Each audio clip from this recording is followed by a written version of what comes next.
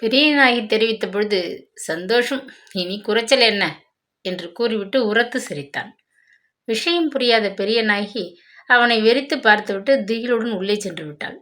தன் வரவால் தாயாருக்கு எல்லையற்ற ஆனந்தத்தை கொடுத்த ஆனந்தன், அதே சமயம் தன் தந்தைக்கு சமாளிக்க முடியாத பெரும் துரதிர்ஷ்டத்தை கொடுத்திருந்தான்.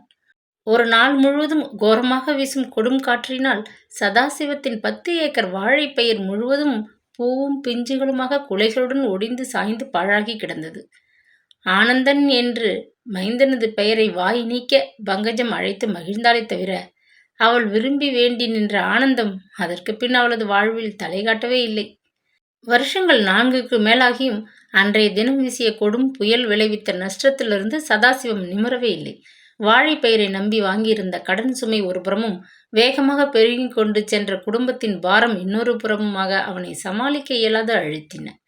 ஆனந்தன் பிறந்த 3வது வருஷம் இந்திராணி பிறந்தாள். அண்ணனைப் போன்று தங்கை தான் பிறக்கும் பொழுது மழையையும் புயலையும் துணைக்கு கொண்டு வரவில்லை. பௌர்ணமி நிலவு பால் போல் காய்ந்து கொண்டிருந்த அழகிய கோடை இரவின் முற்பகுதியில் தாய்க்கும் மற்றவர்களுக்கும் அதிகம் தொல்லை கொடுக்காது விரைவிலே வந்து தோன்றினாள். எனினும் சதாசிவத்திற்கு அதனால் தன் மகளிடம் அலாதியான பாசம் பெருகி ஓடி வந்து விடவில்லை. சோற்றுக்கும் துணிக்கும் செலவு வைக்க இன்னொரு ஆத்மா தன் குடும்பத்திலே அதிகரித்து விட்டதை அறிந்து அவன் உள்ளூர வெகுண்டான்.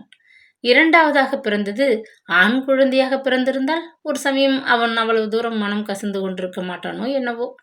எனினும் அப்படியொன்றும் விசேஷமான அதிர்ஷ்டத்தை தன்னுடன் இந்திராணி தன் தந்தையின் தனிப்பட்ட அன்பை கவர்ந்து கொள்ள கொண்டு வந்து விடவில்லை. அவள் பிறந்த பின்பு சதாசிவத்தின் பொருளாதாரம் இன்னும் மோசமான நிலையையே அடைந்தது. அன்று வரை உணவுக்கு கஷ்டமின்றி அவனது குடும்பத்தை போஷித்து வந்த சொந்த நிலம் கடனுக்கு மூழ்கிவிட்டது. குடும்ப செலவை சரிகட்ட பங்கஜத்தின் மீது எஞ்சியிருந்த 2 நகைகளும் கடையில் அடக்கலமாகிவிட்டன. கல்யாணத்தின் போது மகளுக்கு கவுண்டர் சீராக கொடுத்திருந்த வெள்ளி பாத்திரங்களும் கண்ணாடி பீரோவும் அடுத்த வீட்டு அண்ணம்மாளிடம் அடமானமாக போய் சேர்ந்து விட்டிருந்தன. 4 வருஷ தாம்பத்திய வாழ்விலே சதாசிவத்திடம் எஞ்சியவை மனைவியும் குழந்தைகளும் தவிர்க்க முடியாத தரித்திரமும் தான். அன்று பகல் பங்கஜம் வீட்டின் கூடத்திலே உட்கார்ந்து கொண்டு கிழிந்து போன ஆடைகளை ஒன்றன் பின் ஒன்றாக மிகவும் பொறுமையுடன் தைத்து சரிப்படுத்திக் கொண்டிருந்தாள். அவளது மடி மீது தலையை வைத்துக்கொண்டு கவிழ்ந்தபடி படுத்து கிடந்த ஆனந்தன் சிறிது நேரத்திற்கு ஒரு தடவை விசும்பிக் கொண்டிருந்தான். சமையல் அறையிலிருந்து வெளிப்பட்ட பெரிய நாயகி தன் நெற்றியில் படிந்திருந்த வியர்வையை துடைத்து கொண்டாள். ஆனந்தன் அருகே வந்து குனிந்து பார்த்துவிட்டு, "குழந்தைக்கு என்ன தெரியும்? வழியில் பால் சிம்ப வச்சது என் பிசகு, தவறி கொட்டி விட்டான். அதுக்காக பிள்ளைய போட்டு இப்படியா ஒரு தாண்டிப்பான்?" என்று ஆச்சரியத்துடன் வினவினாள். சிவந்த வரிகள் போல் விரல்களின் அடையாளம் படிந்திருந்த தனது மைந்தனின் முதுகை மீண்டும் ஒருமுறை உற்று கவனித்த பங்கஜம் கண்ணில் பெருகிய நீரை சமாளித்து கொண்டாள். குமுறிய துக்கத்தை அடக்க கீழ் உதட்டை பற்களால் அழித்து கடித்துக்கொண்டு மௌனமாக தைப்பதிலே ஈடுபட்டாள். மாடத்தில் இருந்த விளக்கெண்ணெய் சீசாவை கையில் எடுத்துக்கொண்டு பெரிய நாயகி அருகில் வந்து உட்கார்ந்து கொண்டு விரல்களிலே எண்ணெயை தொட்டு லேசாக ஆனந்தனின் முதுகிலே பரிவுடன் பூசினாள். "என்ன பெத்த என் ராஜா, அழாதடா என் தங்கம்" என்று அந்த சிறுவனுக்கு சமாதானமாக 2 வார்த்தைகள் கூறிவிட்டு வீட்டு வேலைகள் செய்து களைத்து போன தன் முதுகை வளைத்து ஒரு முறை கொட்டாவி விட்டாள். பிறகு பங்கஜத்தின் பக்கம் திரும்பி, "என் மேலே ஏற்பட்ட கோபத்தை எங்கே காட்டுறதுன்னு புரியாம இந்த குழந்தைய போட்டு அடிச்சு கொன்னான் உன் புருஷன். நீயே சொல்லு பங்கஜம், இந்த வீட்டில் நான் வீணா உங்களுக்கெல்லாம் பாரமாக குந்தி கொட்டு திங்கிறேனா? எவ்வளோ வேலை செய்கிறேன். மாட்டுக்கு தீனி வச்சு பால் கறந்து கொள்ளவாச பெருக்கி சமைச்சு போட்டு நெல் குத்தி மாவு இடிச்சு என்று மூச்சு விடாது அடுக்கி கொண்டு போனாள். இல்லைன்னு நான் சொன்னேன்னா அத்தை என்று பங்கஜம் துயரத்துடன் பெருமூச்சு விட்டாள். ஒரு வேலைக்காரி இருந்தா அவளுக்கு சம்பளம் கொடுத்தாதானே இவ்வளவு செய்வா.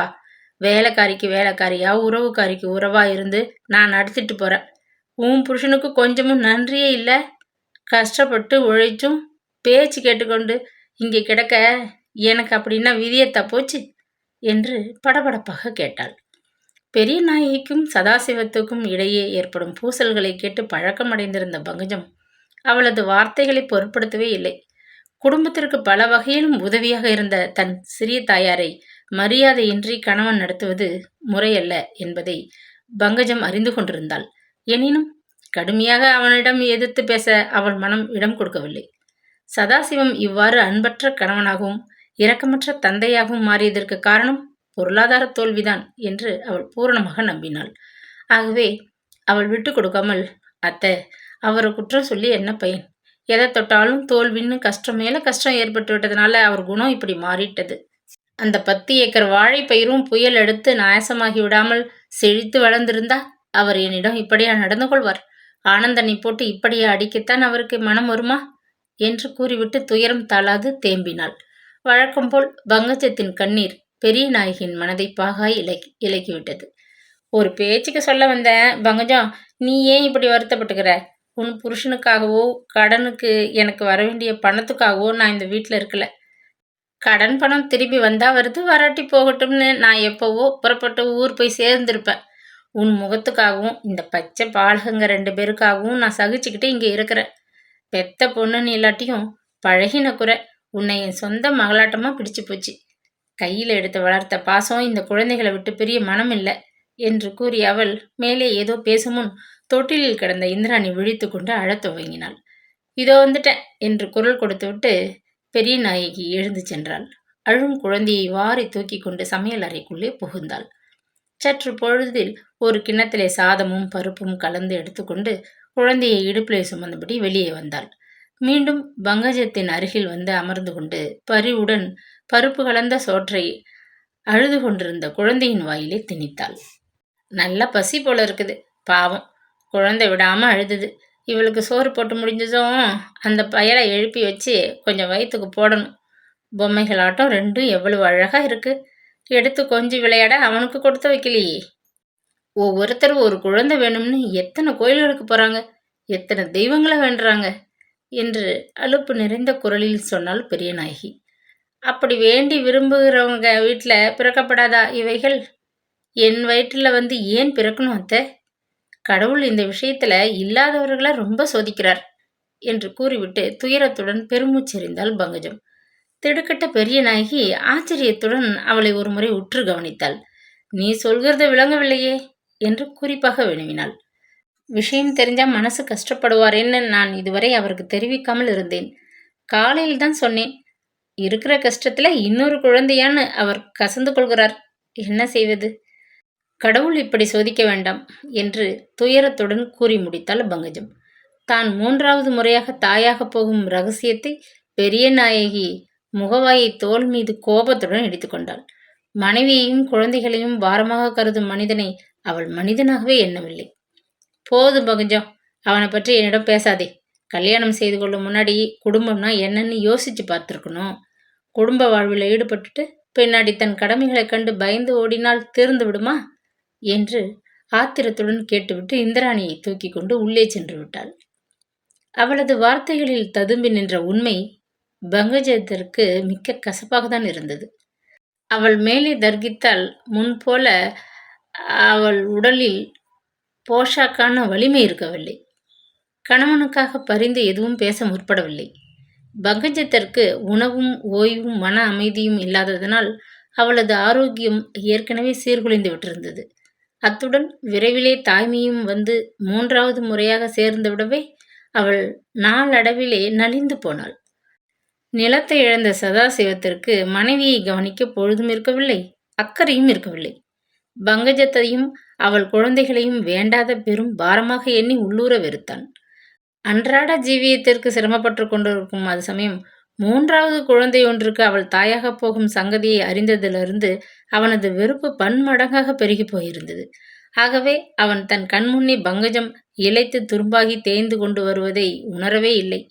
பங்கஜத்தின் வெளுத்த முகத்தையும் வீங்கிய பாதங்களையும் காணும் பொழுதெல்லாம் பெரிய நாயகி உள்ளூர கவலைப்படலானாள். முந்திய தடவைகள் போல இல்லை, இம்முறை பெருத்த அபாயம் ஏதோ வரவிருக்கிறது என்று அவளது உள்ளுணர்வு சதா அறிவுறுத்தி கொண்டிருக்கவே பிரசவ நாட்கள் நெருங்கி வருவதை உணர்ந்து மிகவும் சஞ்சலத்தில் ஆழ்ந்து விட்டாள். பிறக்கும் பொழுது 3வது குழந்தை எந்தவிதமான துரதிர்ஷ்டத்தை தன்னுடன் கொண்டு வருமோ என அஞ்சியவனாக அன்று காலையிலேயே சதாசிவம் வீட்டை விட்டு வெளியே சென்று விட்டான். பெரிய நாயகி வழக்கம்போல் தனக்கு தெரிந்த சிகிச்சைகளையெல்லாம் கையாண்டு விட்டு சோர்ந்து போனாள். காலை மாலையாகி அந்தி பொழுதும் மறைந்து இரவு வந்ததும் பங்கஜத்தின் வேதனை தீர்ந்த பாடில்லை. உதடுகள் நீளமாகி சிரமத்துடன் அவள் மூச்சு விடுவதைக் கண்டதும் பெரிய நாயகிக்கு திகில் அதிகரித்து விட்டது. சமயத்திற்கு வீட்டிலே சதாசிவம் இல்லாமல் போகவே அவளது உள்ளமும் உடலும் பதறிப் போயின. அன்று நாள் வரை அடுத்த வீட்டு அண்ணம்மாளிடம் அவள் கொண்டிருந்த பகைமை உணர்ச்சி ஆபத்து சமயத்தில் அவளுக்கு மறைந்து போயிற்று. வாயிற்கதவை திறந்து கொண்டு தடதடவென்று அடுத்த வீட்டுக்கு மூச்சு வாங்க ஓடினாள் அவள். பாட்டி, உங்களுக்கு புண்ணியம் உண்டு. சித்த வந்து பங்கஜத்து நாடியை பார்த்து சொல்லுங்க. ஐயோ, எனக்கு ஒன்றும் தோணலையே என்று கண்ணீர் வழிய அண்ணம்மாளை கெஞ்சினாள்.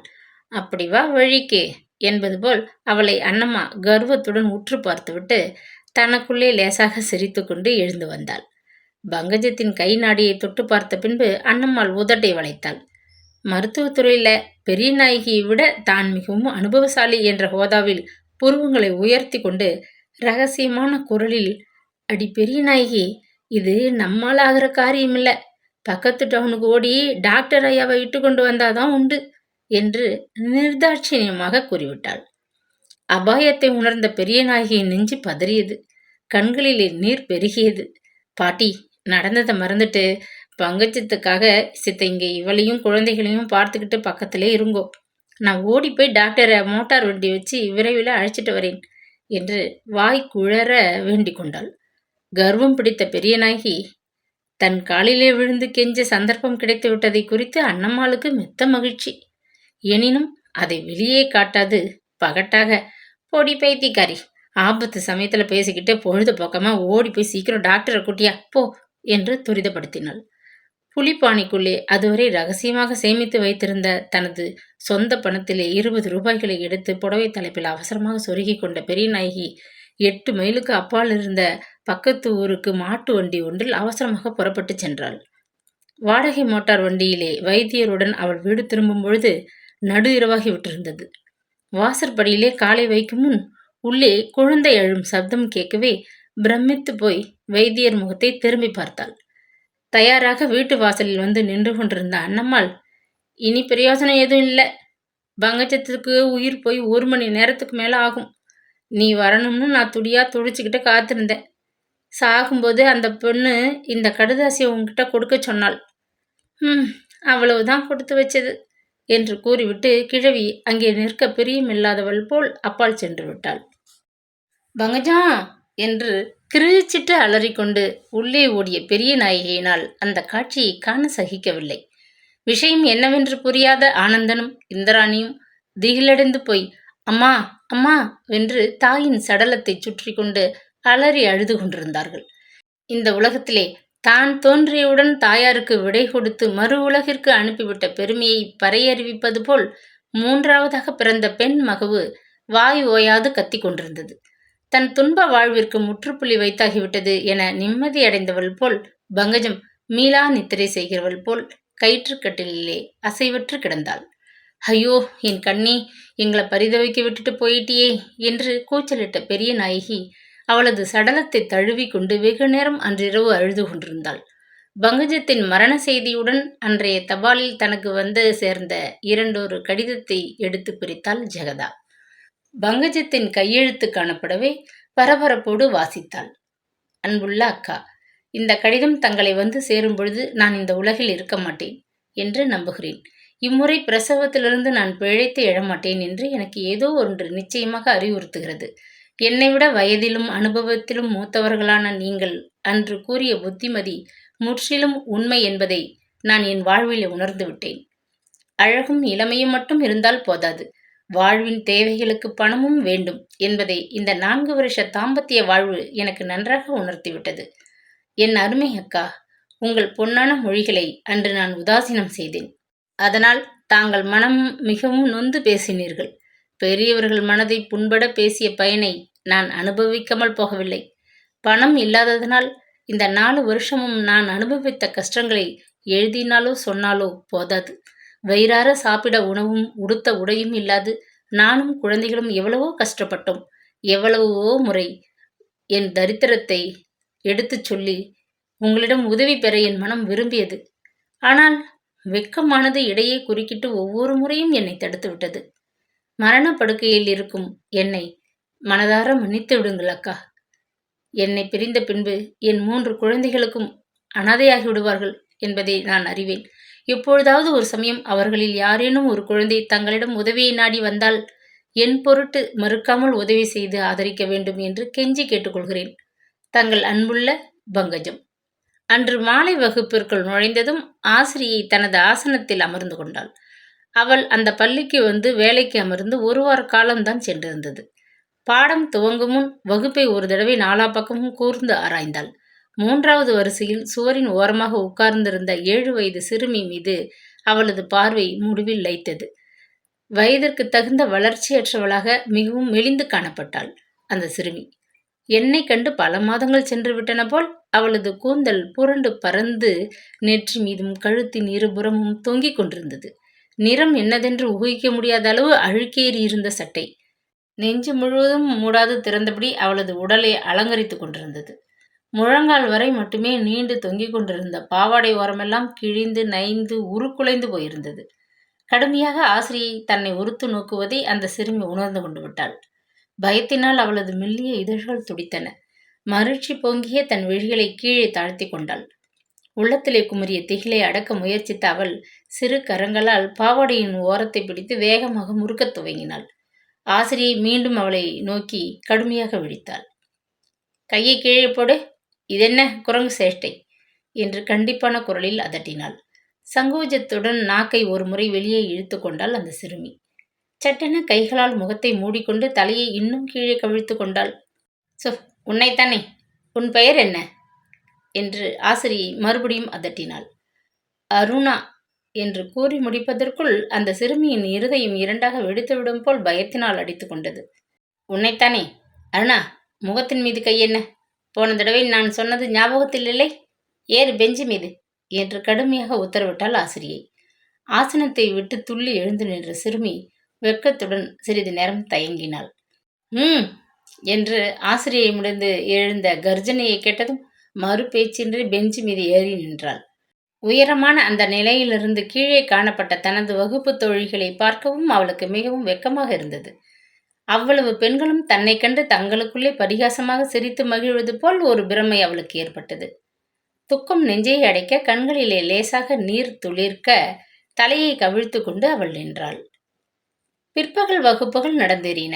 முடிவில் பள்ளிக்கூடம் விடுவதற்கு அறிகுறியாக மணியும் அடித்து ஓய்ந்தது.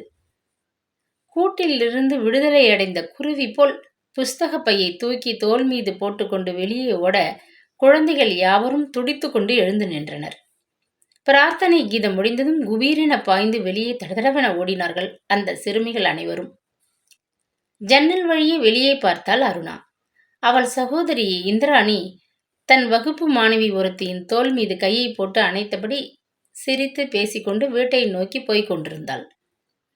விற்றென்று பின்னால் பாய்ந்து ஓடி அவளை அடைந்து விட வேண்டுமென்று அருணாவின் கால்கள் துடித்தன. மேஜை அருகே நின்று கொண்டிருந்த அவளிடமிருந்து இன்னும் உத்தரவு பிறப்பிக்கவில்லையே என்று உபாத்தியாயினியை கடைக்கண்ணால் பார்த்தாள். கீழே இறங்கு, நீ வீட்டிற்கு போகலாம். அருணா மற்ற பெண்களைப் போல் எவ்வாறு உடனே வீட்டிற்கு போக முடியும்? மாணவிகள் எழுப்பிய கூச்சலும் சப்தமும் குறைந்து கொண்டு வந்தன. பள்ளிக்கூடத்தின் மதில் சுவரை தாண்டி சாலையை சமீபித்து விட்டார்கள் ஏனையோர்கள் என்பதை உணர்ந்து துக்கம் நெஞ்சை பலமாக அழுத்த கண்களில் நீர் மல்க உணர்ந்து கொண்ட அருணாவுக்கு வாய்விட்டு அழ வேண்டும். அவள் உபாத்தியாயினியை நோக்கி பரிதாபமாக விழித்தாள். இப்பொழுதுதான் உனக்கு ஞாபகம் இருக்கும். சரி, பெஞ்சை விட்டு இறங்கி இப்படி வா என்று அதட்டிய உபாத்தியாயினி நாற்காலியில் சாய்ந்து கொண்டாள். மழையில் நனைந்து போன பூனைக்குட்டியைப் போல் உடலை குறுக வளைத்து கொண்டு பயத்துடன் எதிரே வந்து நின்றாள் அருணா. தினமும் நான் வகுப்பில் சொல்வதை கவனித்து கொண்டுதானே வருகிறாய்? எல்லா பெண்களும் சுத்தமாக தலையை வாரி உடை உடுத்தி வர வேண்டும் என்று எவ்வளவு முறைகள் சொல்கிறேன். ஏன் அது உனக்கு ஞாபகத்தில் இருக்கவில்லை? நீ தலைவாரி எத்தனை நாட்கள் ஆகின்றன என்று கடிந்து கொண்டாள் ஆசிரியை. 3 நாளாகிறது டீச்சர் என்று மென்று விழுங்கினாள் அருணா. பயத்துடன் அதை கூறி முடிக்கும் முன் அவளது உள்ளங்கைகள் வியர்வினால் நனைந்து விட்டன. 3 நாட்களா? ஏன், உன் தாயாருக்கு தலையை வாரிவிடக்கூட பொழுது இல்லையா என்று ஏளனமாக கேட்டாள் ஆசிரியை. அருணா பதில் பேசாது மௌனமாகிவிட்டாள். உன்னைத்தான் கேட்கிறேன். பேசாமடதை, உன் அம்மாவுக்கு உன்னை கவனிக்க முடியாது அவ்வளவு வேலை இருக்கிறதா என்ன என்று அதட்டினாள் ஆசிரியை உரத்த குரலில். டீச்சர், எனக்கு அம்மா இல்லை என்று பதிலளித்த அருணாவின் விழிகளிலிருந்து முத்துக்கள் போல் கண்ணீர் திவலைகள் திரண்டு கன்னங்களில் உருண்டோடின. அதை கேட்டதும் உபத்தியாயினி திடுக்கிட்டு போனாள். அதுவரை அவளிடம் குடிகொண்டிருந்த கண்டிப்பான பாவனை கனப்பொழுதிலே மறைந்தோடிவிட்டது. அருணா, முதல்ல இதையே நீ சொல்லவில்லை? உன் அம்மா இறந்து போய் எவ்வளவு காலமாகிறது என்று வினவினாள். கிழிந்த பாவாடையினால் தனது கண்களை துடைத்து கொண்டாள் அந்த சிறுமி. அம்மா என்ற சொல்லானது அவளது உள்ளத்திலே புதைந்து கிடந்த ஏக்கத்தை குமுறி எழச் செய்துவிடவே, எங்க அம்மா நான் பிறந்ததுமே செத்து போயிட்டாங்களாம் என்று கூறிவிட்டு தன் துக்கத்தை கட்டுப்படுத்த முடியாமல் திணறினாள். அருணாவின் முதுகை மெல்ல தடவி கொடுத்த ஆசிரியை, வருத்தப்படாதே அருணா, உனக்கு அம்மா இல்லை என்பது எனக்கு இப்பொழுதுதான் தெரியும். வீட்டில் உன்னை கவனிக்க வேறு யாருமே இல்லையா என்றாள். எங்க பாட்டி இருக்காங்க, ஆனா அவங்களுக்கு வேலை அதிகம். மாடுகளை கவனிக்கவும் சோறு சமைக்கவுமே நேரம் இல்லை. அதனால அவங்க எங்களுக்கு 3 நாளைக்கு ஒரு தரம்தான் தலையை சீவி விடுவாங்க என்று திக்கினாள் அந்த சிறுமி. பதிலுக்கு உபத்தியாயினி சிறிது நேரம் ஏதும் பேசவில்லை. அருணாவின் தோற்றத்தை ஏற இறங்க பார்த்து கொண்டு வாளாயிருந்தாள். பிறகு ஏதோ நினைத்து கொண்டவள் போல், நானும் ஒரு வாரமாக பார்த்து கொண்டு தான் வருகிறேன். இந்த ஒரே ஆடையை தினமும் போட்டுக்கொண்டு வருகிறாயே, கிழிந்து மிகவும் அழுக்காகி இருக்கிறது. இதை போட்டுக்கொள்ள உனக்கு அருவருப்பாக இல்லையா? வேறு உடையாவது உடுத்தி கொண்டு வரலாம் அல்லவா என்று கனிவாக கேட்டாள் ஆசிரியை. எனக்கு இந்த ஒரு பாவாடை சட்டையும் தான் இருக்கிறது டீச்சர், வேறு இல்லை என்று பளிச்சென்று பதிலளித்தாள் அந்த சிறுமி மாணவி. உபாத்தியாயினியான அவளுக்கு புதியவை அல்ல, எனினும் ஏழ்மையும் இல்லாமையும் கிராம பள்ளிக்கூடத்தின் அந்த குழந்தையின் பதில் அவள் மனதை மிகவும் கலக்கியது. உன் தந்தை என்ன வேலை செய்கிறார் என்று வினவினாள். எங்க வீட்டில் 4 மாடுகள் இருக்கு டீச்சர், எங்க அப்பாவுக்கு பால் விற்கிற வேலை என்றாள் மாணவி. பால்காரர் மகளா நீ? அப்படி இருந்தும் உன் உடல் இவ்வளவு மெலிந்து இருக்கிறதே, நீ தினசரி பால் சாப்பிடுவது உண்டா என்று ஆசிரியை மிகவும் கருத்துடன் கேட்டாள். இல்லை என்பதற்கு அடையாளமாக அந்த சிறுமி பலமாக தலையசைத்தாள். நாங்கள் ஒருவரும் பால் சாப்பிட மாட்டோம், அப்பா மிகவும் கோபிப்பார் என்றாள். வேடிக்கைதான் போ என்று ஆசிரியை முணுமுணுப்பதைக் கண்டு அருணா தன் கண்களை அகல விரித்து, நாங்கள் எல்லா பாலையும் குடித்து விட்டால் பிறகு அப்பா எதை கொண்டு போய் கடையில் விற்பார்? ஏழைகளுக்கு ஒருவேளை சாப்பாடு தினமும் கிடைச்சா போதும், பால் வேண்டாம்னு அப்பா சொல்கிறார் என்றாள் ஆச்சரியம் ததும்பிய மெல்லிய குரலில். அந்த வார்த்தைகளில் பிரதிபலித்த உண்மை ஆசிரியை மனதை வேதனை செய்தது. நாங்கள் என்றாயே அருணா, வீட்டில் நீயும் இன்னும் யாரும் இருக்கிறீர்கள் என்று கேட்டுவிட்டு வெளியே செல்ல எழுந்தாள். அண்ணன் ஆனந்தன், அக்கா இந்திராணி, நான், பாட்டி, அப்பா இத்தனை பேரும் வீட்டில் இருக்கிறோம் டீச்சர். ஆனந்தன் பள்ளிக்கூடத்தில் 5வது படிக்கிறான், இந்திராணி இந்த பள்ளிக்கூடத்திலே 4வது படிக்கிறாள் என்று பெருமையுடன் கூறிக்கொண்டாள். இவ்வளவு நேரம் சகஜமாக பேசியதில் அவளுக்கு ஆரம்பத்தில் ஏற்பட்டிருந்த பயம் தெளிந்து விட்டிருந்தது. சற்று முன் திகிலை கொடுத்த அந்த உபாத்தியாயினியை அவளுக்கு இப்பொழுது மிகவும் பிடித்து விட்டிருந்தது. அவளுடன் நீண்ட நேரம் தன்னை பற்றியும் தன் அம்மாவை பற்றியும் பேச அவளது இளம் உள்ளம் வெகுவாக ஆசை கொண்டது. பள்ளிக்கூடத்து வேலைக்காரன் அறையின் ஜன்னல் கதவுகளை தாளிடத் தொடங்கினான். நேரமாகிவிட்டதை உணர்ந்த ஆசிரியை மேஜையிலிருந்து சில நோட்டு புத்தகங்களை எடுத்துக்கொண்டு அறையிலிருந்து வெளியே வந்தாள். அவளை பின்தொடர்ந்து வேலைக்காரனும் அருணாவும் வெளியே வந்தார்கள். அறையின் கதவை பெரிய பூட்டினால் பூட்டி சாவியை இடையில் சொருகி கொண்டாள் ஆசிரியை.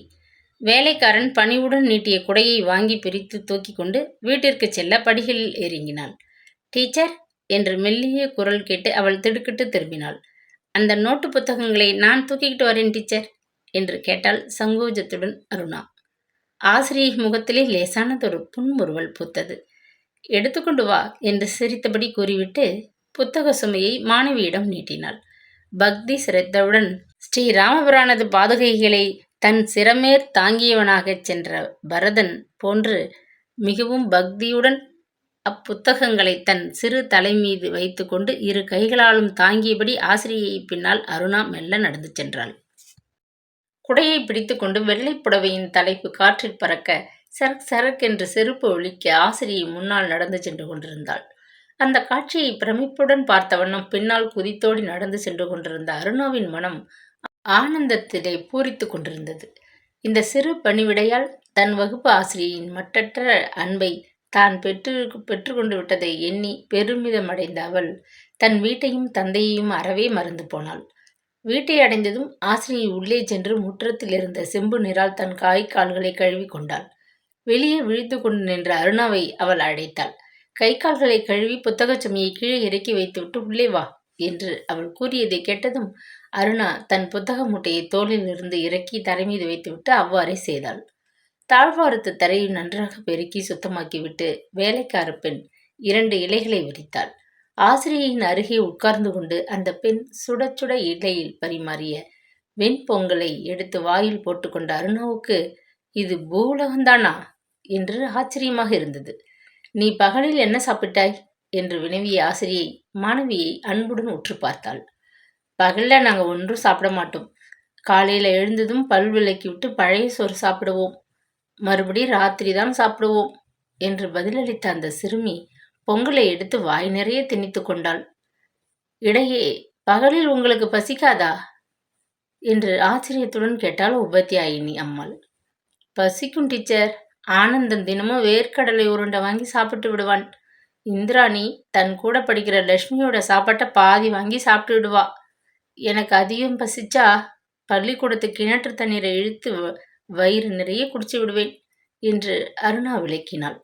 தன் கண்களிலே கசிந்த நீரை சிரமப்பட்டு அடக்கி கொண்டாள் உபாத்தியாயினி அம்மாள். அருணாவை போல் எவ்வளவு குழந்தைகள் ஒருவேளை சாப்பிட உணவு கூட இல்லாது பட்டினியாக இருக்கிறார்களோ என தனக்குள்ளே எண்ணி அவள் மனம் கலங்கினாள். ஆனால் அவளை போன்ற ஒரு எளிய ஆசிரியையால் நிவர்த்திக்கக்கூடிய பிரச்சனை அல்லது. ஆகவே அவள் தன் மன வீழ்ச்சிகளை கட்டுப்படுத்தி கொண்டு, அருணா, இந்த காப்பியையும் சாப்பிட்டுவிட்டு பிறகு எழுந்திரு என்றாள். வேலைக்கார பெண் விளக்கை எடுத்து வந்து மேஜையின் மீது வைத்தாள். உபத்தியாயினி அம்மாள் மாடத்தில் இருந்த ஒரு சீப்பை எடுத்துக்கொண்டு அருணாவிடம் நெருங்கினாள். இப்படி தலையை பரட்டியாக வைத்துக் கொள்வது தவறு.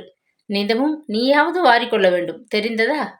பாவாடை ஓரமெல்லாம் கிழிந்து தொங்கவிட்டிருக்கிறாயே, அதை தைத்து கட்டிக்கொண்டால் இன்னும் சில தினங்களுக்கு வருமல்லவா? தினசரி பாவாடையையும் சட்டையையும் தோய்த்து காய வைத்து சுத்தமாக உடுத்திக்கொள். வம்பு பேசாது பாடத்தை ஒழுங்காக படித்து புத்திசாலியாக இருக்க வேண்டும் என்று பலவாறு உபதேசம் செய்த வண்ணம் அவளது கூந்தலை எண்ணெய் தடவி வாரி இரட்டையாக பின்னலிட்டு விட்டாள். எதிரே இருந்த கண்ணாடியில் கடைக்கண்ணால் தன்னை ஒரு முறை கவனித்து கொண்டாள் அருணா. தோள் மீது 2 பக்கமும் வந்து தொங்கிய தன் ஜடைகளை பார்த்த அவளுக்கு மிகவும் பெருமையாக இருந்தது. தங்கள் வீட்டு பசுங்கன்றின் கழுத்தை தடவி விளையாடுவது போல் தன் 2 ஜடைகளையும் அன்புடன் தடவிக்கொண்டு மகிழ்ச்சியுடன் நின்றாள் அவள். சுவரில் மாட்டியிருந்த கடிகாரம் டான் டான் என்று 8 அடிப்பதை கேட்டதும் அவளுக்கு தூக்கி வாரி போட்டது. பரபரப்பாக புத்தக மூட்டையை தோளில் தூக்கி கொண்டு, டீச்சர், எங்க அப்பா தேடுவாங்க என்று கூறிவிட்டு பதிலை கூட எதிர்பாராத ஒரே துள்ளலில் வாயிற்பக்கம் ஓடினாள். தெரு மூலையில் மினுக்கிட்டு கொண்டு எரிந்து அதனின்று எழுந்த வெளிச்சம் தெருக்கோடி வரை வியாபித்து நின்று கொண்டிருந்தது. கிராம பஞ்சாயத்து மண்ணெண்ணெய் விளக்கு அந்தகாரத்தை போக்க இயலவில்லை. பாதை நடுவே இருட்டிலே அருணா வேதனையும் சிரமமும் தாளாது லொல் லொல் என்று படுத்து கிடந்த நாய் ஒன்றின் காலை அவசரத்தில் மிதித்து விட்டாள். உரிமைய நாயின் குறைப்பு தெருவின் நிசப்தத்தை கலைத்து கொண்டு பயங்கரமாக எழுந்தது.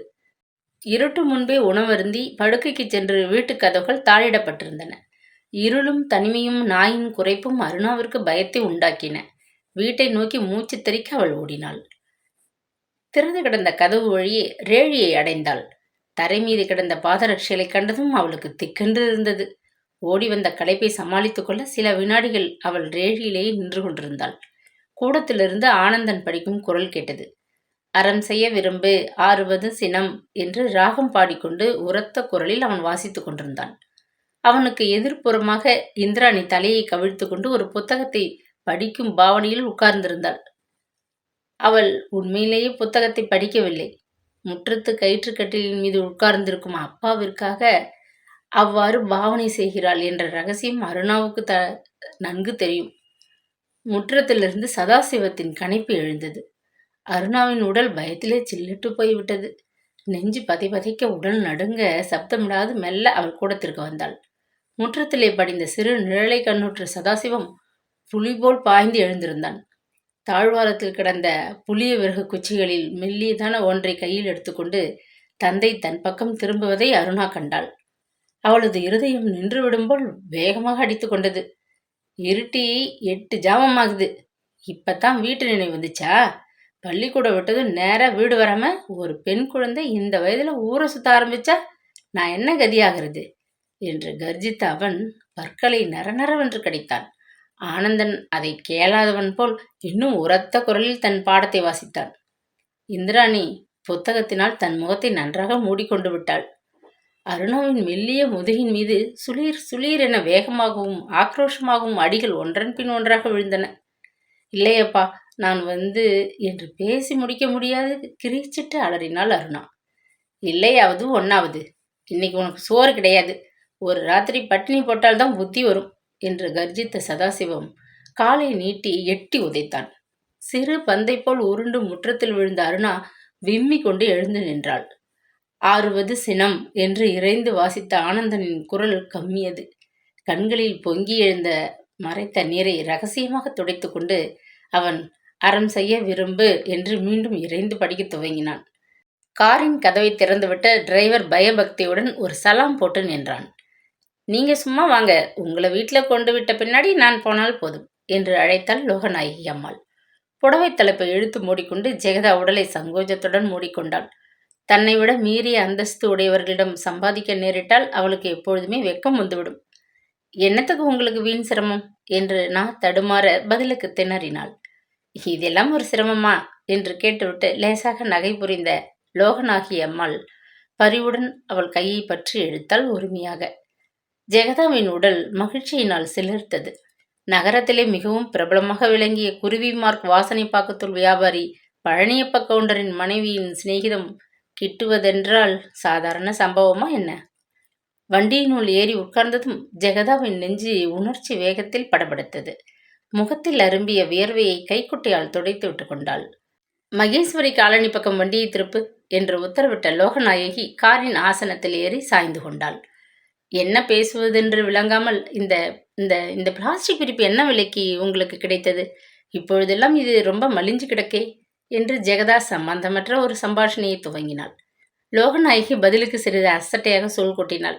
எனக்கு ஞாபகம் இல்லை, புது காரின் சீட்டு சீக்கிரம் அழுக்காகிவிடும் என்று டிரைவர் போய் இதை வாங்கி வந்தான் என்றாள் அவள்.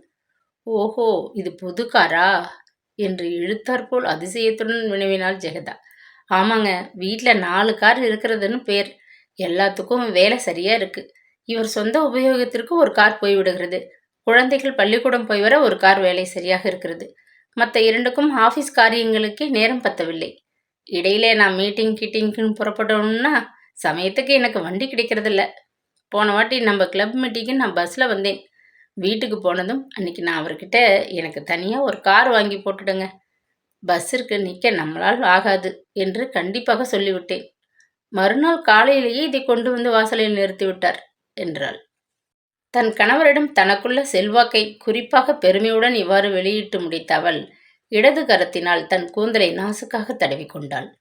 அவளது மோதிர விரலில் பளிச்சிட்டு மின்னிய வைர மோதிரத்தின் வேலைப்பாட்டை மிகவும் அதிசயமாக கவனித்துக் கொண்டிருந்த ஜெகதா, அப்படியா என்று கேட்டுவிட்டு தன் மேல் பற்களில் முன் வரிசையில் 2 பக்கமும் அலங்காரமாக சமீபத்தில் அவள் கட்டி கொண்டிருந்த தங்க பற்கள் தெரியும்படி சிரித்தாள். பல்வலியினால் சில காலமாக அவள் மிகவும் கஷ்டப்பட்டு கொண்டிருந்தாள். மேல் வரிசையில் இருந்த 2 சொத்தை பற்களையும் பிடுங்கிவிட்டு செயற்கை பற்களை வைத்து கட்டி கொண்டால் நோயும் தீரும், பற்களின் அழகும் கெடாது என்று ஒரு பல் வைத்தியர் ஆலோசனை கூறினார். ஜெகதாவிற்கு அவர் யோசனை சிறிதும் பிடிக்கவில்லை. சொத்தை பற்கள் என்றாலும் சொந்த பற்கள் அல்லவா, அவைகளை விட அவளுக்கு மனம் இல்லை. அடுத்த வீட்டு அம்மாளின் ஆலோசனைப்படி அவள் கடை தெருவில் இருந்த சீன தேசத்து பல்கட்டும் தொழிலாளியிடம் தன் பற்களுக்கு சிகிச்சை செய்து கொண்டாள். அவள் இஷ்டப்படியே சொத்தை பற்களை அப்படியே வைத்து நோயின் சின்னம் தெரியாதிருக்க தங்கத் தகட்டினால் பற்களை நன்றாக மூடி சரிப்படுத்தி விட்டார் அவர். அதன் விளைவாக தங்கத் தகட்டிற்குள் ஒளிந்து கொண்டிருக்கும் சொத்தை பற்கள் அடிக்கடி வேதனை கொடுத்து தொந்தரவு செய்து கொண்டுதான் இருந்தன. இருந்தாலும் ஜெகதா நோயை அவ்வளவாக பொருட்படுத்தவில்லை. ஆபீஸ் காரியங்களுக்கே நேரம் சரியாக இருக்கிறது. அவளது புன்னகையை பொன் நகையாக்கி சிரிக்க சந்தர்ப்பம் ஏற்பட்ட பொழுதெல்லாம் அவை நன்கு தெரிந்து கொண்டிருந்த அந்த தங்க பற்களை அவள் பெரிதும் நேசித்தாள். வாயை திறந்து அவள் சிரிக்க தவறுவதே இல்லை. மகேஸ்வரி காலனி தெருவிற்குள்ளே வண்டி நுழைந்ததும் இடது வரிசையில் இருந்த சிறு பங்களா ஒன்றை சுட்டி காட்டி, இதுதான் என் வீடு, இங்கே நிறுத்தச் சொல்லுங்க என்று அவள் மகேஸ்வரி காலனியில் புதிதாக கட்டப்பட்டிருந்த அந்த பரபரப்பாக தெரிவித்தாள் ஜெகதா. சில மாதங்களுக்கு முன்புதான் சிறிய பங்களாவை விலைக்கு வாங்கியிருந்தாள்.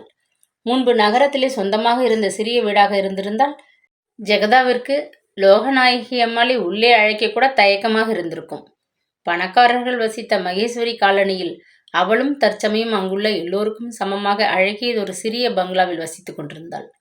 அதனால் மிகவும் துணிவுடன், நீங்க இப்படியே வாசலோடு வந்துவிட்டு போகக்கூடாது, உள்ளே வந்து சித்த நேரம் இருந்துட்டு தான் போகணும் என்று வற்புறுத்தலாக சொன்னாள். சாப்பாடு, தூக்கம், மாதர் சங்க அலுவல்கள் என்றவைகளுக்கு போக லோகநாயகி அம்மாளுக்கு பொழுது அப்படியே பாரமாக நீண்டு கிடந்தது. பொழுதை கழித்து தொலைக்க யாருடனாவது சம்பாஷித்துக் கொண்டிருக்க அவள் தயாராக இருந்தாள். மேலும் புதிய சிநேகிதிகள் என்றால் அவளுக்கு மிகவும் பிடித்த விஷயம். சமீபத்திலே அவர்களது மாதர் சங்கத்திலே பஞ்ச நிவாரண நிதி ஒன்று சேகரிக்கும் அலுவலில் அவள் ஈடுபட்டிருந்தாள். அது சம்பந்தமாக அவளுக்கு ஜெகதாவின் பரிச்சயம் ஏற்பட்டிருந்தது. அவளும் தன்னைப் போலவே பொதுஜன தொண்டுகளில் மிகவும் ஆர்வம் உடையவளாக இருப்பதை அறிந்து அவளுடன் தானே வலுவில் தொடர்பு ஏற்படுத்தி கொண்டாள். என்ன சௌகியமா என்று சங்கத்திலே எதேச்சையாக கண்டபொழுது புன்னகை செய்து கை குவித்து நமஸ்கரிப்பதிலிருந்த அவளது சிநேகிதம் ஜெகதாவின் வீட்டிற்கு விஜயம் செய்யும் வரை வளர்ந்து முற்றிவிட்டிருந்தது. முதலாக தன் கிருகத்திற்கு பெரிய மனிதர் மனைவியான அவளை அழைத்து கொண்டு வருவதை பற்றி ஜெகதாவிற்கு பெருமை பொங்கி வழிந்தது. அவளது உள்ள கிளர்ச்சி அவளது குரலிலே துணித்தது. கதவை திறந்த வேலைக்காரியிடம் போய், பொன்னம்மா கிட்ட சொல்லி 2 வெள்ளி லோட்டாவில் காப்பி கலந்து எடுத்துக்கொண்டு சீக்கிரம் வர சொல் என்றாள். இதெல்லாம் என்னத்துக்கு, நான் காப்பியே சாப்பிட்றதில்லைங்களே, கொஞ்சம் ஜில்லுன்னு தண்ணி கொடுத்தால் போதும் என்று மறுத்து கூறிய லோகநாயகி ஹாலுக்குள்ளிருந்த சோபா ஒன்றிலே சாய்ந்து கொண்டாள். காப்பி பிடிக்காட்டி கொஞ்சம் ஓவல் சாப்பிட்டா போச்சு என்று மகிழ்ச்சியாக வற்புறுத்திய ஜெகதா பரபரப்புடன், வள்ளி காஃபி வேண்டாமாம், அதற்கு பதிலாக ஓவல் கலக்கி எடுத்துக்கொண்டு வர சொல், அத்தோடு முலாம்பழத்தை நறுக்கி சர்க்கரையோடு கூட எடுத்து வர சொல்லு என்று உத்தரவிட்டாள். பிறகு மிகவும் பதட்டத்துடன் எழுந்து சென்று உள்ளே நன்றாக காற்று வீசும்படி ஜன்னல் திரைகளை அவசரமாக ஒதுக்கிவிட்டாள். மின்சார சுழல் விசிறியை போட்டுவிட்டு அருகில் வந்து உட்கார்ந்து கொண்டாள். வீடு ரொம்ப சின்னதுதான், என் ஒருத்திக்கு இது போதாதான் வாங்கிவிட்டேன் என்று பற்களை காட்டினாள் ஜெகதா. சிறியதாக இருந்தாலும் ரொம்ப அழகா வச்சிருக்கீங்களே, ஒருத்தருக்கு இது போதாதா என்று புகழ்ச்சியாக கூறிய லோகநாயகி தன் கண்களை சுழற்றி ஹால் முழுவதையும் கூர்ந்து பார்வையிட்டாள். இந்த சிறிய வீட்டை பார்த்துவிட்டு அவள் தவறி போய் தனது செல்வ நிலையை குறைவாக கணக்கிட்டு கொண்டு விடப் போகிறாள் என்று அஞ்சிய ஜெகதா உடனடியாக, டவுன்ல வாடகைக்கு விட்டிருக்கிற 4 வீடுகளும் அந்த காலத்து கட்டடங்கள், அரண்மனை போல மாடியும் கீழும் ரொம்ப பெருசா இருக்கு. கொஞ்ச நாள் அதுகளில் ஒரு வீட்டில் குடியிருந்தேன். அவ்வளவு பெரிய வீட்டை பெருக்கி சுத்தமா வச்சுக்கவே எனக்கு பொழுது போதவில்லை. அதை வாடகைக்கு விட்டுவிட்டு இதை விலைக்கு பேசி வாங்கி இங்கே வந்துவிட்டேன் என்று பெருமையாக தன்னை பற்றி கூறிக்கொண்டாள். லோகநாயகி அம்மாள் அவள் கூறியதை பாதி காதில் வாங்கி கொள்ளவே இல்லை. பொன்னம்மாள் வெள்ளி தட்டிலே கொண்டு வந்து வைத்த வெள்ளி டம்ளரை கையில் எடுத்துக்கொண்டு உதட்டிலே வைத்து நாசுக்காக உறிஞ்சியபடி அவள் தன்னை சுற்றிலும் மீண்டும் ஒரு முறை ஆராய்ந்தாள். சமையலுக்கு வீட்டை கவனிக்க எல்லாத்துக்கும் உங்களுக்கு ஆட்கள் இருக்கிறாங்க போல இருக்கிறது என்றாள் அவள். தன் வீட்டை கவனித்து கொண்டு சமையல் வேலைகளையும் செய்து வந்த பொன்னம்மாள் தனக்கு தூர பந்துதான் என்று அது சமயம் உறவு பாராட்டி கொள்ள ஜெகதாவிற்கு மனம் இடம் கொடுக்கவில்லை. சமையலுக்கு இந்த அம்மாளை ஊரில் இருந்து தருவித்தேன். இதுக்கு முன்னாடி இருந்த ஆளுக்கு உடம்பு சுகம் இல்லாது போய்விட்டதில் வேலையை விட்டு நீக்கிவிட்டேன். கொஞ்ச நாள் ஆள் இல்லாமல் ரொம்ப திண்டாடி போய்விட்டேன் என்று கௌரவியாக பேசினாள். லோகநாயகி அம்மாள் வீட்டிற்கு கிளம்ப எழுந்திருந்தாள். அவளது கண்கள் எதிர்ப்புறத்து சுவரிலே மாட்டியிருந்த ஒரு போட்டோவிலே வந்து நிலைத்தன. இது யார்? இந்த பெண் உங்களுக்கு இவள் என்ன வேணும் என்று மிகவும் ஆவலுடன் வினவினாள். ஜெகதாவின் நெஞ்சு காரணமின்றி படபடவென்று அடித்து கொண்டது. ஒரு கணம் அவமானத்தினால் அவள் உடல் குன்றி போய்விட்டது. என் தங்கை பங்கஜம், அவள் இறந்து போய் 7 வருஷங்களுக்கு மேலாகிறது என்று குழறினாள். பங்கஜத்தின் குடும்பத்தை பற்றி மேலே அந்த அம்மாள் விசாரித்து விடுவாளோ என்ற அச்சத்திலே அவள் முகத்தில் குப்பென்று வியர்வை துளிகள் அரும்பின. பார்க்க மிகவும் அழகான பெண்ணாக இருந்திருக்க வேண்டும் என்று கூறிய லோகநாயகி போட்டோவிலிருந்து திரும்பி ஜெகதாவை ஏற இறங்க கவனித்தாள். கைக்குட்டையால் முகத்தை துடைத்து கொண்ட ஜெகதா, என்னைப் போல அவள் கருப்பாக இருக்க மாட்டாள், நல்ல சிவப்பு, அவள் நல்ல அழகி. அப்பாவும் அவளை நல்ல இடத்தில்தான் கட்டி கொடுத்தார். சிரம் ஒடிய ஒடிய உயரம், சுருண்ட கூந்தல், எங்க வீட்டுக்குள்ளேயே ஆயுசுதான் இல்லை. 3வது குழந்தை பிறந்ததும் பிரசவ அறையிலேயே இறந்து போய்விட்டாள் என்று சுருக்கமாக கூறி முடித்தாள். ஏன் தக்க டாக்டரை வச்சு கவனிக்கவில்லையா என்று ஆச்சரியத்துடன் லோகநாயகி குறுக்கு கேள்வி கேட்டது அவளுக்கு மனதை உறுத்தியது. எல்லாம் எவ்வளவோ செய்தார்கள். அவள் கணவன் பெரிய மிராசுதாராயிற்றே. மனைவியை கவனிக்காமலா இருந்திருப்பார்? ஆயுசுக்கு எந்த டாக்டரிடம்தான் மருந்து இருக்கு? பங்கஜத்து மேல அவர் உயிரா இருந்தார். அதனால்தான் வருஷம் 7 ஆகியும் அவர் மறு கல்யாணம் செய்து கொள்ளவே இல்லை என்று கூறிவிட்டு நிராசையாக பெருமூச்சு விட்டாள். இவ்வாறு பொய் சொல்லி குடும்ப கௌரவத்தை நிலைநாட்டும்படி தன்னை அவல நிலையில் விட்டு வைத்திருந்த சதாசிவத்தை எண்ணி அவளது உள்மனம் கோபத்தினால் கொந்தளித்தது. பாவம், தாயில்லாத குழந்தைகளாகிவிட்டார்களே, உங்ககிட்ட அதுகளை கூட்டி வந்து வச்சு கொண்டிருக்கலாமே என்று வினவினாள் லோகநாயகி மிக்க அனுதாபத்துடன். வச்சுக்கலாம் வச்சுக்கலாம் என்று தடுமாறி ஜெகதா தொண்டையை கணித்து கொண்டு, அவங்க அப்பாவுக்கு குழந்தைகளை பிரிய மனசே கிடையாதுங்க. எவ்வளவோ வாட்டி கடிதம் எழுதி போட்டேன். குழந்தைகள் வளரும் பருவத்தில் அப்பா அம்மா ஆதரவில் தான் வளரணும்னு அவருடைய நோக்கம். அடித்து பேசி நம்ம இஷ்டப்படி காரியத்தை நடத்த நமக்கு இனி அவர்கள் வீட்டில் என்ன உரிமை இருக்குது? எப்போவாவது எனக்கு அதுகளை பார்க்கணும்னு ஆசையாக இருந்தால் நான் ஒரு தடவை கிராமத்துக்கு போய் பார்த்துட்டு வருவேன். தாயார் இல்லை என்கிற குறை தவிர அதுங்களுக்கு வேற குறை ஒன்றும் கிடையாது என்று துணிச்சலாக ஒரு பெரும் பொய்யை கூறினாள். இதற்குள் லோகநாயகி பேசிக்கொண்டே வாயில் வரை வந்துவிட்டாள். அதற்கு மேல் சம்பாஷிக்க வேறு விஷயம் ஒன்றும் கிடைக்கவில்லை. அதனால் அவள், சரி நான் வரேன், நாளை மறுநாள் கிளப்பில் சந்திக்கலாம் என்று விடைபெற்று கொண்டு சென்று விட்டாள். கார் வீதியின் மறுகோடியில் மறையும் வரை வாயிலேயே நின்று கொண்டிருந்த ஜெகதா உள்ளே வந்து உட்கார்ந்து கொண்டாள். பங்கஜத்தை பற்றி பேசியதனால் ஏற்பட்ட நெஞ்சின் படபடப்பு அவளுக்கு வெகு நேரமாகியும் அடங்கவே இல்லை. சதாசிவத்தை கட்டி கொண்டதனால் என்ன சுகத்தை கண்டாள்? அவனை பற்றி 4 மனுஷர் நடுவே பேசக்கூட வாய் கூசுதே என்று தனக்குள்ளே எண்ணி ஆத்திரத்தில் குமுறியபடி தலைக்கு மேல் இருந்த சுவரில் தொங்கிய தங்கையின் படத்தை நிமிர்ந்து பார்த்தாள். 7 வருஷங்களாக என் குழந்தைகளை ஒரேடியாக மறந்து விட்டீர்களே அக்கா என்று குற்றம் சாட்டி பங்கஜம் கேட்பது போல ஒரு பிரமை ஏற்படவே ஜெகதா திடுக்கிட்டாள். பங்கஜம் மரணமடைந்த செய்தி அறிந்ததும் அக்கா உடனே துக்கம் விசாரிக்க கிராமத்திற்கு புறப்பட்டு விடவில்லை. சில வருஷங்களுக்கு முன்பு முதலாக தங்கை வீட்டிற்கு சென்றிருந்த போது சதாசிவம் தன்னை உதாசீனம் செய்து அவமானப்படுத்தியதை அவள் சுலபமாக மறந்து விடவில்லை. தங்கையே போன பின்பு இனி அந்த கயவனுடன் என்ன உறவு வைத்திருக்கிறது என்ற வெறுப்பில் அவள் தனது அனுதாபத்தை ஒரு கடிதம் மூலம் தெரிவித்துவிட்டு வாளா இருந்து விட்டாள். சில தினங்கள் சென்ற பின்பு ஒரு சமயம் ஏதோ ஜாமான் எடுக்க பீரோவை திறந்து ஆராயும் பொழுது பங்கஜம் கடைசியாக எழுதிய அந்த கடிதம் கண்களில் தென்பட்டு விட்டது.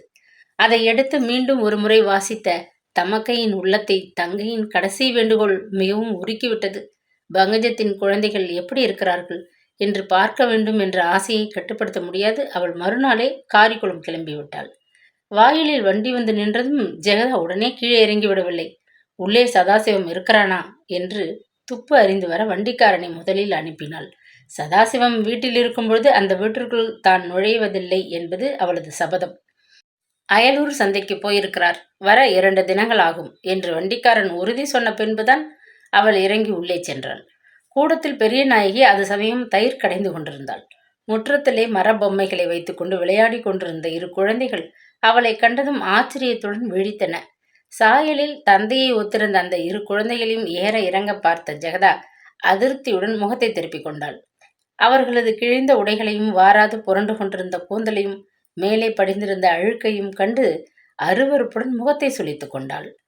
வந்திருந்தவள் யார் என்பதை புரிந்து கொண்டதும் பெரிய நாயகி கைவேலையை உதறிவிட்டு ஓடி வந்து ஜெகதாவை அணைத்து கொண்டு ஹோ என்று கதறினாள். முடிவில் பெரிய நாயகின் பிணைப்பிலிருந்து தன்னை மெல்ல விடுவித்து கொண்ட அவள் தங்க பிரேம் கண்ணாடியை கழற்றி விட்டு தன் கண்ணீரை துடைத்து கொண்டாள்.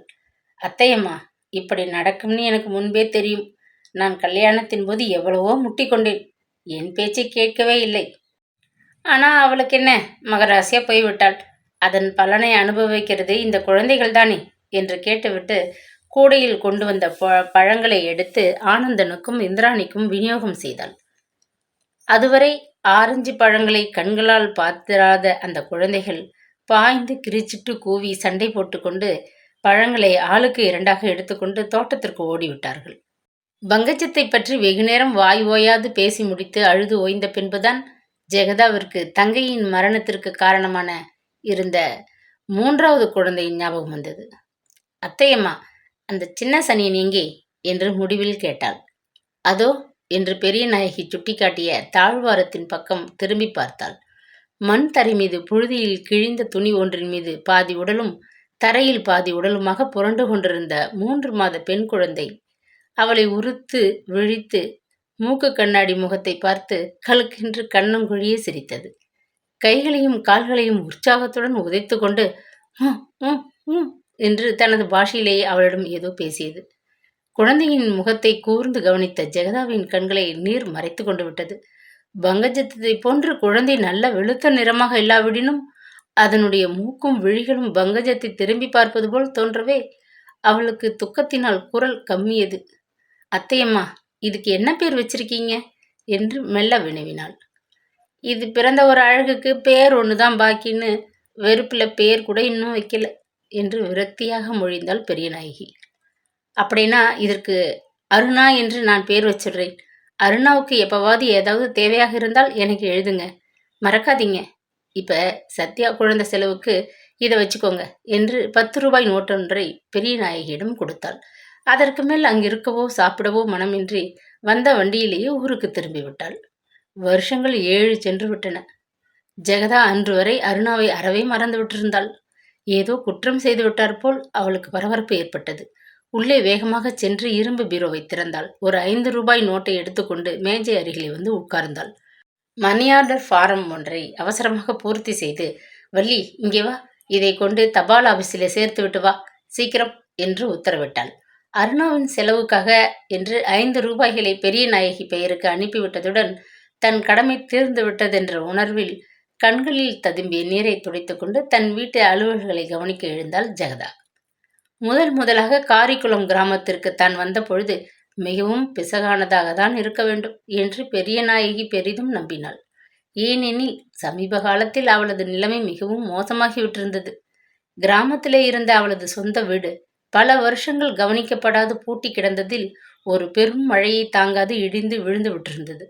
மீண்டும் சுவர்களை எழுப்பி கூரை வேய அவளிடம் பணம் ஏதும் இருக்கவில்லை.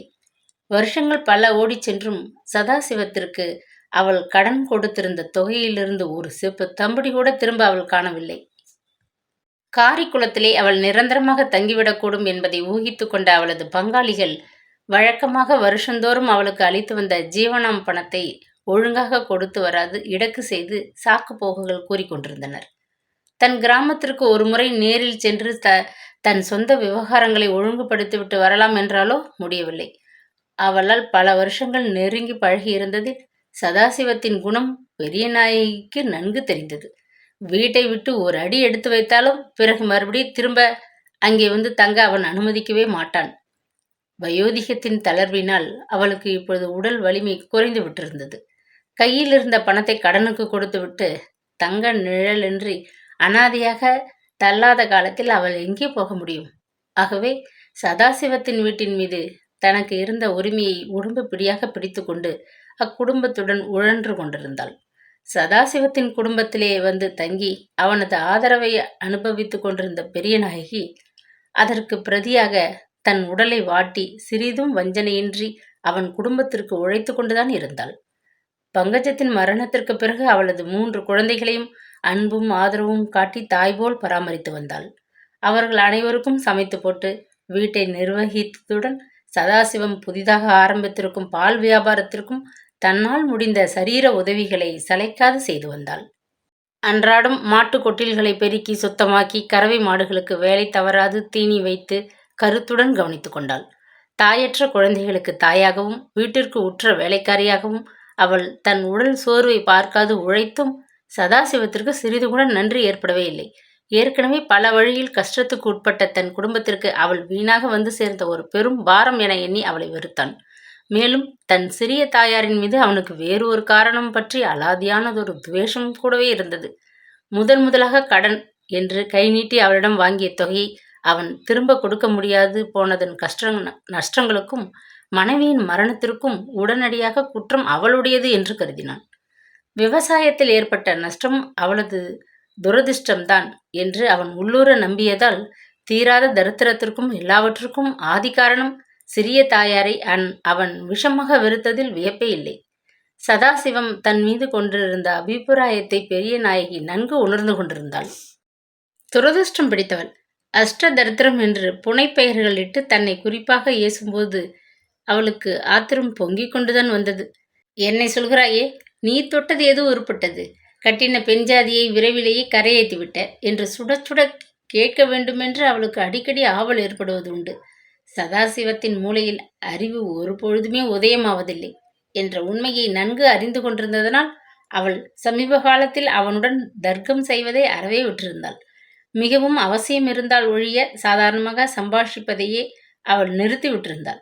வீட்டு செலவிற்கு பணம் தேவை என்றோ, குழந்தைகளை போட்டு ஏன் இப்படி அடிக்கிறாய் என்றோ அவனிடம் எதற்கும் வாயை திறப்பதே இல்லை. செல்வ நிலை குறைய குறைய சதாசிவத்திற்கு கருமித்தனம் அதிகரித்து விட்டிருந்தது. பெரிய நாயகியின் மௌன விரதம் அவனுக்கு பெரிதும் அனுகூலமாக இருந்தது என்றே சொல்ல வேண்டும். குழந்தைகளுக்காகவும் வீட்டுக்காகவும் ஆகும் செலவை தம்பிடி கணக்கு பார்த்து மிகவும் சிக்கனமாகவே செலவிடத் தொடங்கினான். சில சமயம் வீட்டிற்கு அவசியமான பொருள்களை கூட சரிவர வாங்கி போடாது தாமதம் செய்து அசட்டையாக இருக்கவும் தலைப்பட்டான். இதன் விளைவாக குழந்தைகளும் பெரிய நாயகியும் வேலைக்கு வயிறார சாப்பிட உணவும் உடுக்க சரியான உடையும் இன்றி தரித்திரத்திலே தத்தளித்துக் கொண்டிருந்தனர். அன்று இரவு சாப்பாட்டிற்கு என்ன செய்வது என்று கவலையில் ஆழ்ந்து போயிருந்தாள். வாரத்திற்கு வீட்டு செலவிற்கு வேண்டிய அரிசி பருப்பு முதலிய ஜாமான்களை வாங்கி போடாமல் சதாசிவம் வெளியூர் சந்தைக்கு தன் சொந்த காரியமாக சென்றிருந்தான். பானையில் இருந்த மீதி அரிசி முழுவதையும் போட்டு சமைத்து முதல் நாள் இரவு குழந்தைகளும் அவளும் அரை வயிற்றுக்கு சாப்பிட்டு விட்டிருந்தனர். அடுத்த வீட்டு அண்ணம்மாளிடம் கால் படி அரிசி கெஞ்சாது கெஞ்சி கடனாக வாங்கி வந்து அன்று காலை பொழுதை எப்படியோ ஓட்டி விட்டிருந்தாள்.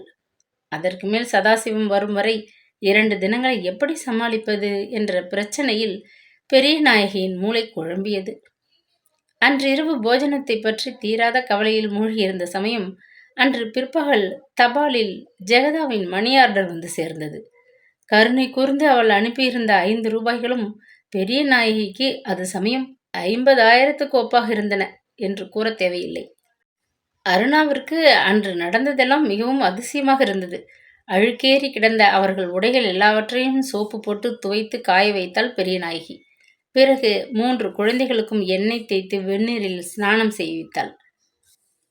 காலையில் பழைய சோறும் இரவில் சோறும் குழம்பும் தவிர வேறு தின்பண்டம் என்பதையே கண்களால் கண்டிராத அவர்களுக்கு அன்றைய சாயங்காலம் வடையும் காப்பியும் கிடைத்தன.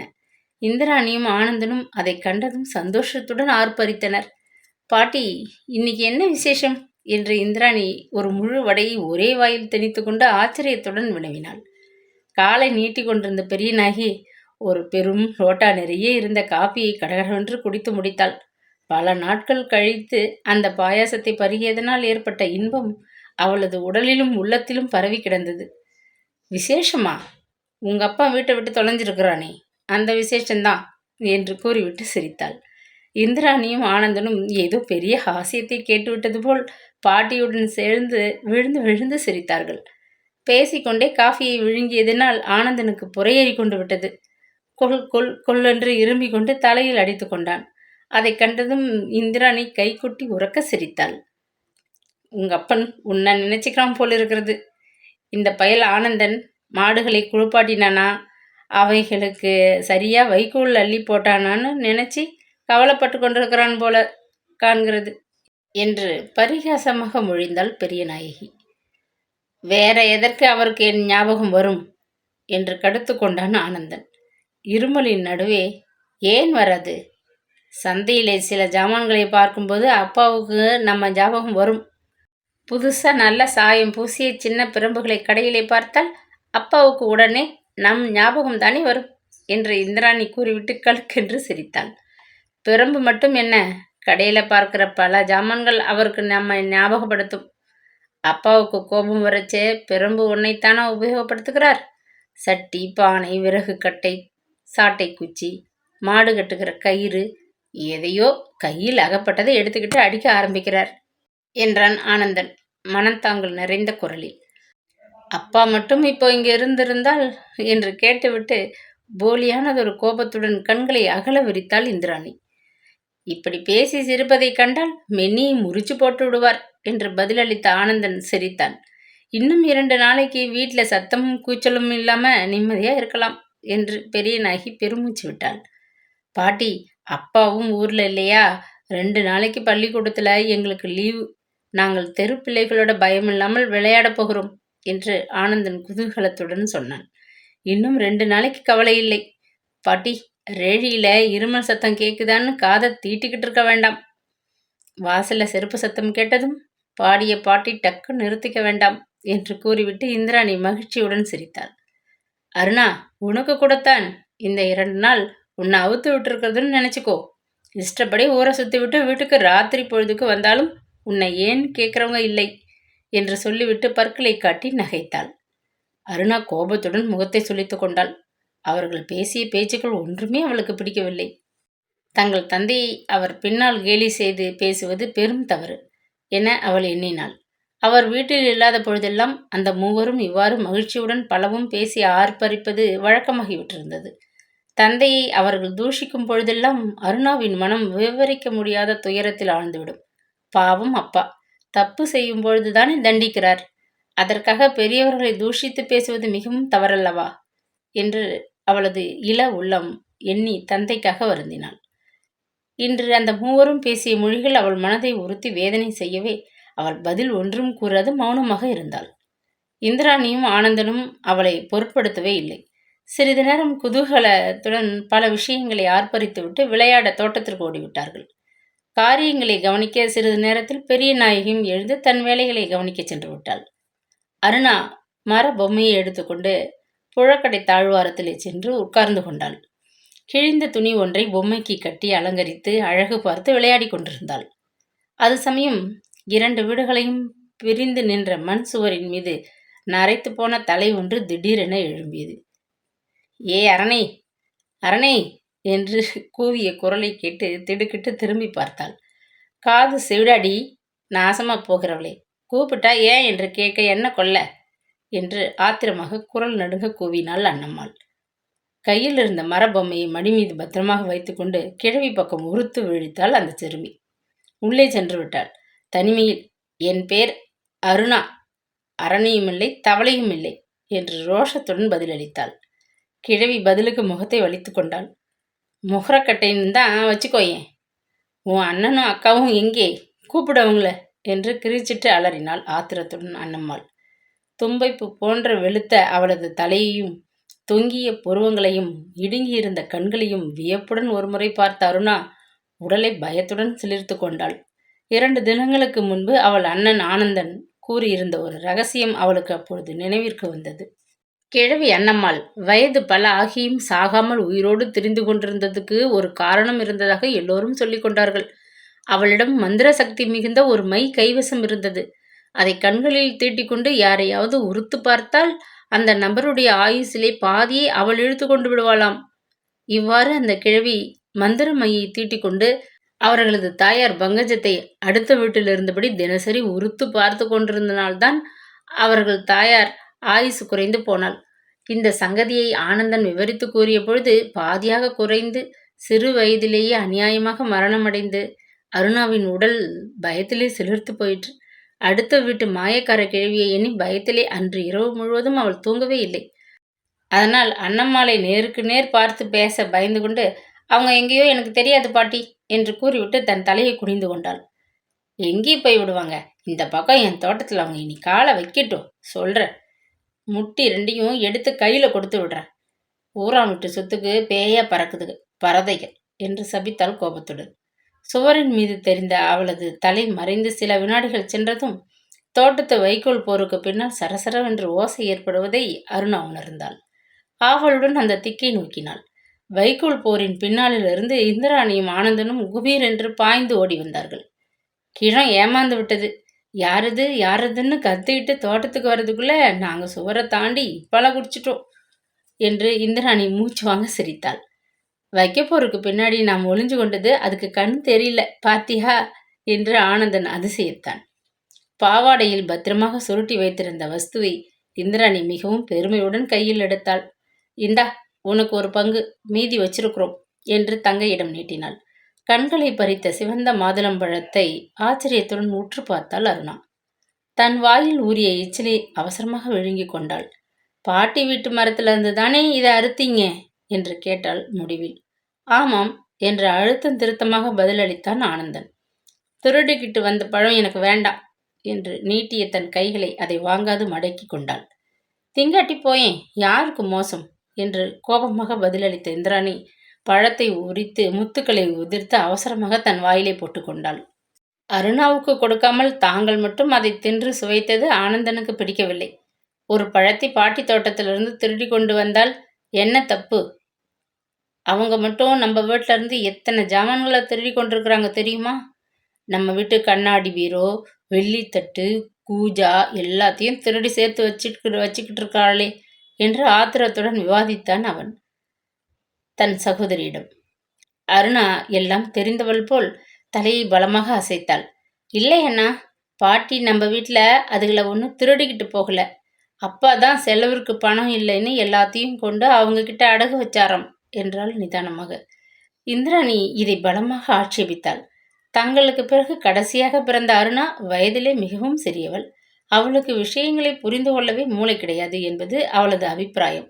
ஆகவே அவள் கோபத்துடன், ஏய் மக்கு பிளாஸ்திரி, வாயை மூடு, உனக்கு ஒன்றும் தெரியாது. பாட்டி மந்திரம் போட்டு அப்பாவை மயக்கி மேஜ பீரோ இதுகளை திருடி கொண்டு தான் போனாங்களாம், எனக்கு தெரியும் என்று கத்தினாள். போ, நீ பொய் சொல்கிறாய் என்று கிரிச்சிட்டால் பதிலுக்கு அருணா. நீ தான் பொய் சொல்கிற, மூஞ்சியை பார், ஆந்தையை போல என்று ஆத்திரத்துடன் கத்திய இந்திராணி தன் அடுத்த வீடு சினத்தை அடக்க முடியாது அவள் தலையில் வெடுக்கென்று ஓங்கி குட்டினாள். இவ்வாறு ஒரு சிறு யுத்தம் அவர்களிடையே ஆரம்பமாகி கொண்டிருந்த சமயம் பெரிய நாயகி புழக்கடை கதவை வேகமாக திறந்து கொண்டு பரபரப்புடன் தலையை வெளியே நீட்டி, ஏன் சத்தம் போடுறீங்க குழந்தைகளா, உங்க அப்பன் வந்து விட்டான் என்று எச்சரிக்கை செய்தாள்.